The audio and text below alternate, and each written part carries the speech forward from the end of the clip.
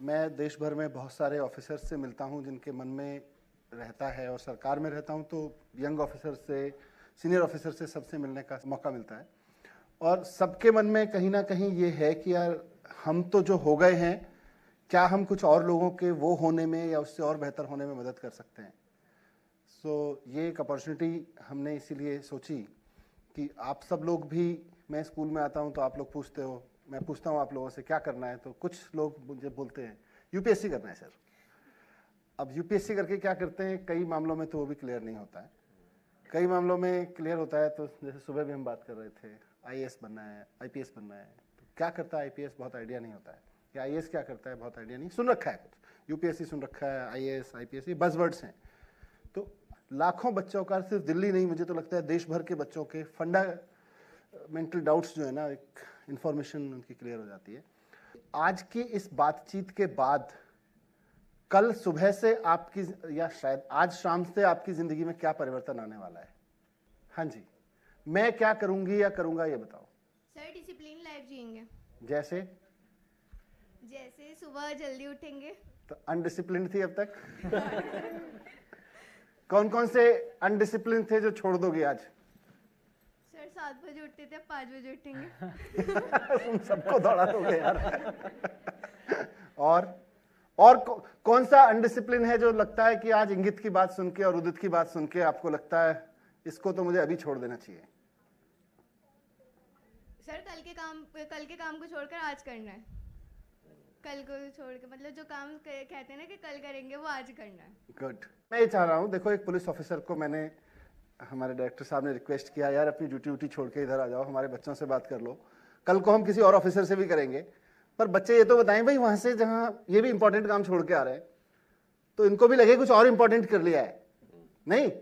वरना इनको लगता है यार मनीष जी ने कह दिया, उदित जी ने कह दिया, आ तो गया रिश्तेदारी में निभाने, दोस्ती निभाने, लेकिन प्रॉब्लम ये हो रही है कि यहाँ टाइम वेस्ट हो गया। तो इनको आज ये जाएं तो इनको टाइम वेस्ट नहीं लगना चाहिए, इनको पता चलना चाहिए कि 1 घंटे के एक कन्वर्सेशन से एक ऑफिसर बच्चों के अंदर क्या डाल के जा रहा है, और वो कॉन्क्रीट बताइए मुझे, ये वेगनेस नहीं चाहिए, कुछ करेंगे जी, वो कुछ नहीं होता फिर। हाँ जी, क्या नाम है आपका? सर मेरा नाम एसके रेहान रहमान है। रहमान।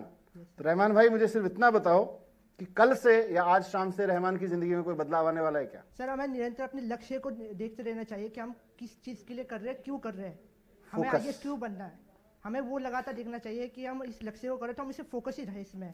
गुड। Yes sir.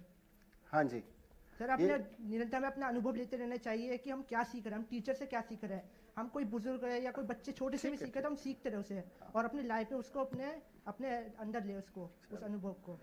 एक रिक्वेस्ट करूं आप लोगों से, ठीक है? जब जवाब दो तो मैं में देना, हम में मत देना। वो हम में क्या है ना, हम सबकी जिम्मेदारी ले लेते हैं, हम ऐसा किया करेंगे, फिर कोई नहीं करता, बोले मैंने तो सबके बारे में कहा था। अपने बारे में बताओ, नाम लेके कह सकते हो कि मैं मनीष सिसोदिया अब ये करूंगा, ये बताओगे तो मुझे समझ आएगा कि कुछ फायदा है।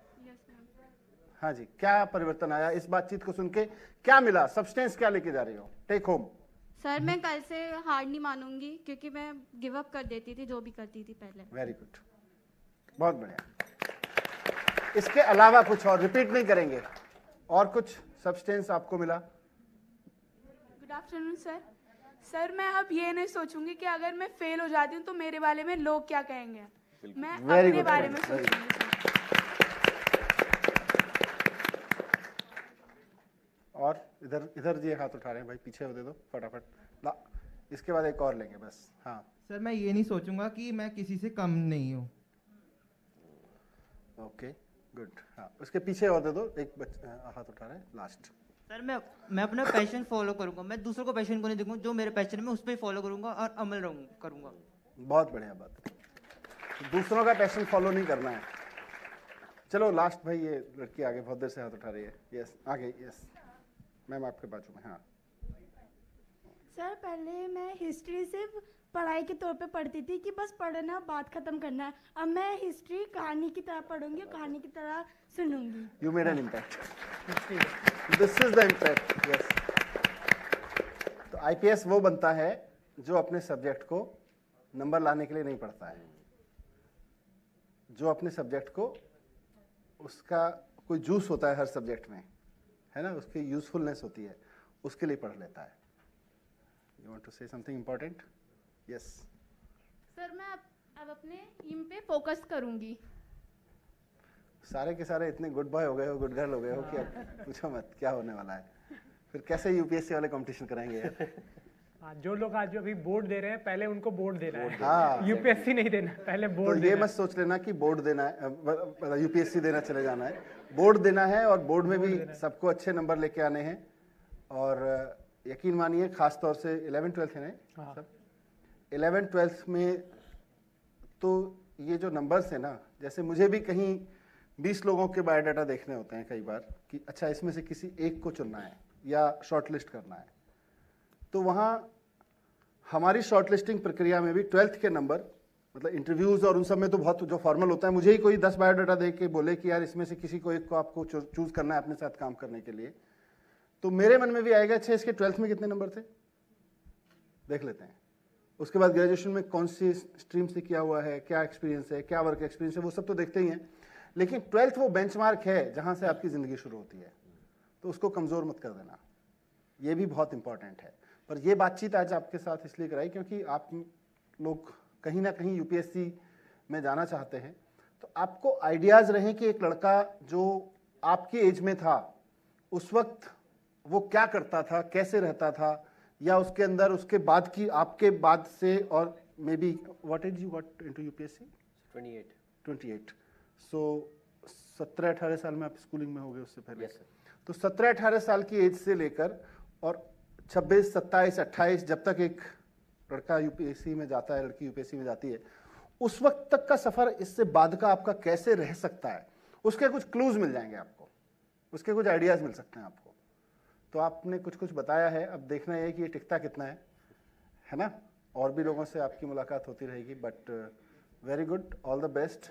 हाँ जी, हाँ जी, all the best for your exams also. नमस्कार सभी को। सर मेरे को 27 ईयर हो गए इस डिपार्टमेंट में काम करते हुए। पहले मैं SCRT में था, देन यूपीएससी के द्वारा प्रिंसिपल बन करके मैं इस डिपार्टमेंट में आ गया और 11-12 साल मुझे प्रिंसिपल बने हो गए। सर बेसिकली दिल्ली सरकार, Delhi government, specially deputy CM साहब और डायरेक्टर ऑफ एजुकेशन रियली बहुत शानदार, बहुत बढ़िया एक प्रोग्राम करके दिखाया जो 27 ईयर में मैंने देखा है। बीइंग ए प्रिंसिपल मैं देखता हूँ कि बच्चों को बहुत कुछ जानते हैं लेकिन उनको सही ट्रैक नहीं मालूम। इस प्रोग्राम के माध्यम से दिल्ली सरकार ने, डायरेक्टर ऑफ एजुकेशन ने, मंत्री सर ने एक बहुत यूनिक प्रोग्राम करके दिखाया जिसको बच्चों को बहुत ज़रूरत थी, और मैं भगवान से आशा करता हूँ कि रियली इससे बच्चों को बहुत बड़ा फायदा मिलेगा। Thank you sir. आपने ग्रेजुएशन किस स्ट्रीम में की थी? Arts sir. आर्ट्स से। देखिए एक चीज़ और बता देता हूँ कि मैं कोई सर्वे पढ़ रहा था थोड़े दिन पहले, वर्ल्ड वाइड कोई सर्वे था, बड़ा इंटरेस्टिंग डेटा था उसमें कि लगभग 70% लोग वो काम नहीं कर रहे हैं ज़िंदगी में जिसकी उन्होंने पढ़ाई की थी, है ना? तो बहुत स्टिक करके नहीं रहना है, चिपक के नहीं रहना है। आपके सामने हमेशा रास्ते खुलते रहेंगे, आपको सही समय पे सही रास्ते से आगे बढ़ जाना है।